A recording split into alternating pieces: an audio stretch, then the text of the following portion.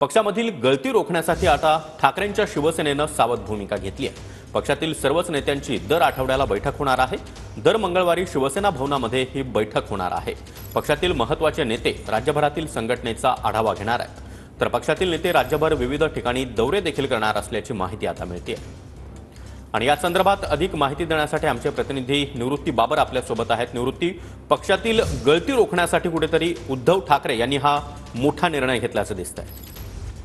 नक्कीच सागर, आपण पाहतो की विधानसभा निवडणुकीमध्ये ठाकरे गटाला मोठा पराभव झाल्यानंतर ठाकरे गटातून मोठी गळती जी आहे ती सुरू आहे। ठाकरे गटाचा सध्या डॅमेज कंट्रोल रोखण्यासाठी ठाकरे गटाच्या नेत्यांकडून विशेषतः एक काळजी घेतली जाते आणि याच पार्श्वभूमीवरती ठाकरे गटाची दर मंगळवारी शिवसेना भवनामध्ये सर्व 15 नेत्यांची बैठक जी आहे ते दर आठवड्यात संपू शकत नाहीत। तथापि मला असं वाटतं की यापूर्वी देखील आपण अनेक समित्या तयार केल्या आहेत, त्यांनी काही रिकमेंडेशन्स दिले आहेत, त्याच्यावर सरकारने निर्णय देखील घेतले आहेत। चला,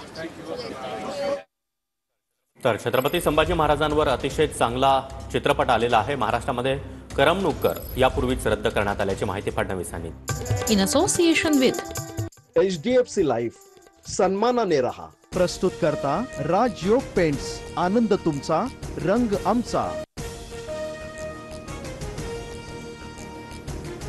कॅबिनेटचा अजेंडा लीक करू नका अशा सूचना कार्यालयांना द्या, अन्यथा कारवाई करणार, फडणवीसांचा मंत्र्यांना इशारा। ठाकरेंच्या कॅबिनेटमधूनही बातम्या लीक व्हायच्या, आता तेच फितूर फडणवीसांच्या कॅबिनेटमध्ये। राऊतांचा शिंदेंच्या शिवसेनेवर अप्रत्यक्ष निशाणा। भेटीबाबतच्या चंद्रशेखर बावनकुळेंच्या वक्तव्यावर सुरेश धसांचा आक्षेप। मुंडेंना 20 ते 25 मिनिटच भेटलो, मात्र बावनकुळेंनी 4.5 तास म्हटल्यामुळे माझ्याबद्दल संभ्रम निर्माण झाला, सुरेश धस यांचा आरोप। बावनकुळे धसांचे बॉस, त्यांनीच धसांना ट्रॅपमध्ये पकडलं का? मुंडे आणि धसांच्या भेटीवर संजय राऊतांची खोचक टीका, मोठी डील झाल्याचा देखील राऊतांचा आरोप। बीड जिल्ह्यामधील मोठ्या नेत्यानं षडयंत्र रचलं, बीडमधल्या नेत्याची मुख्यमंत्र्यांकडे तक्रार करणार, आमदार सुरेश धस यांची माहिती। ठाकरे मुख्यमंत्री झाले नसते तर शिवसेना फुटली नसती, उपमुख्यमंत्री एकनाथ शिंदेंचं वक्तव्य।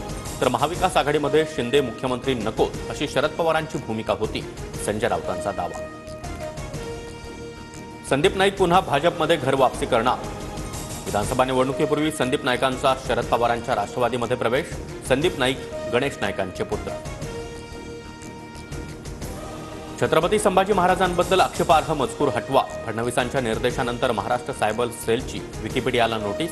विकिपीडियाचा आधार घेत कमाल खाननं ट्विट केल्याची माहिती। प्रस्तुत करता cotton king Giza premium wedding collection. नमस्कार, मी सागर जोशी, TV9 मराठीमध्ये आपलं स्वागत। टॉप 9 घडामोडी पाहायच्याच आहेत, मात्र तत्पूर्वी एक महत्त्वाची बातमी आहे। पक्षामधील गळती रोखण्यासाठी आता ठाकरेंच्या शिवसेनेनं सावध भूमिका घेतली आहे। पक्षातील सर्वच नेत्यांची दर आठवड्याला बैठक होणार आहे। दर मंगळवारी शिवसेना भवनामध्ये ही बैठक होणार आहे। पक्षातील महत्त्वाचे नेते राज्यभरातील संघटनेचा आढावा घेणार आहेत, तर पक्षातील नेते राज्यभर विविध ठिकाणी दौरे देखील करणार असल्याची माहिती आता मिळते आहे। आणि या संदर्भात अधिक माहिती देण्यासाठी आमचे प्रतिनिधी निवृत्ती बाबर आपल्यासोबत आहेत। निवृत्ती, पक्षातील गळती रोखण्यासाठी कुठेतरी उद्धव ठाकरे यांनी हा मोठा निर्णय घेतल्याचं दिसतंय।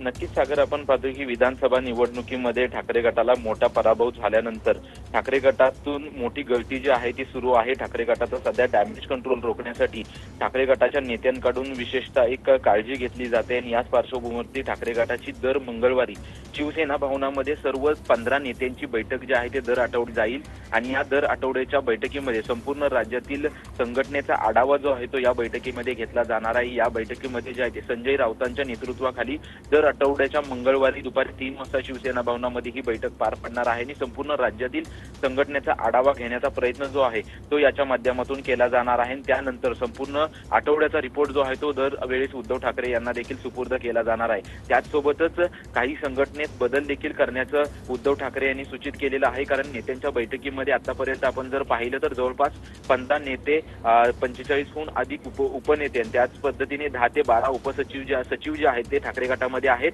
परंतु नवीन पक्ष बांधणी करण्यासाठी आता लवकरच नवीन कमिटी जी आहे लवकरच ठाकरे गटातून नक्कीच निवृत्ती, धन्यवाद या माहितीसाठी।